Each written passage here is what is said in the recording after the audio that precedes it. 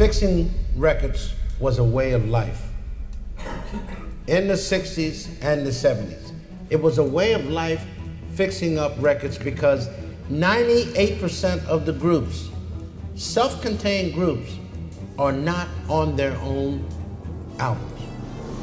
You mentioned Ringo and so forth, and that was one of my questions. Now, when the Monkees came out, you guys were so similar to the Beatles. You see, the Beatles, don't get this wrong.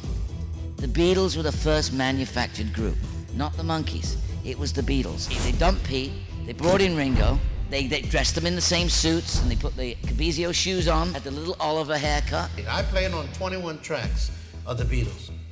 Half of them had no drums. They kicked him out in the beginning. And the whole point is that whether you realize it or not, whether you want to believe it or not, it becomes irrelevant at this point. But you're gonna find out that he's not on anything. Studio musicians did not get credits. If the teenagers that we sold to took one look at us, we had people as old as your parents that played on the records. Would you buy that record? I don't think so.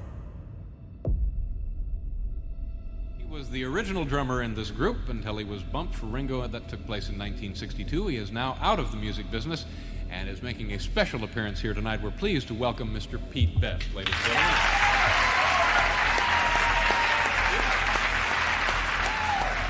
You were their drummer for 2 years at least? That's right, yeah. Now, how did did you have any hint that you were going to be leaving the group? No, that was the amazing thing, Dave. I was called into Brian's office. And he turned around. I could tell he was agitated. After about 3 or 4 minutes, he turned around and said, "Pete, I've got bad news for you. In a nutshell, the boys want you out." Even though they had nothing really behind them, they were still fairly irreverent even in those days, which I loved. You know, I like a little bit of rebel in people, and I like their sense of humor. They had tremendous charisma.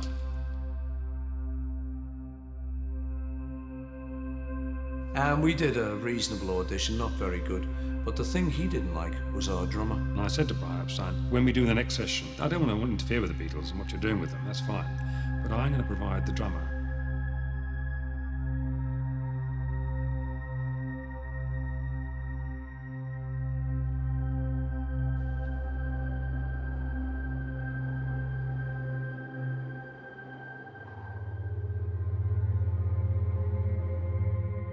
Were you angry at them? Mad at them? No, just in a part, Dave. They caused me a lot of hardship. The man spent $1 million promoting the Beatles. And that was unheard of in the 60s, to spend that kind of money to do something. Ringo took somebody else's place in that band because that's who they wanted and that's who they could control.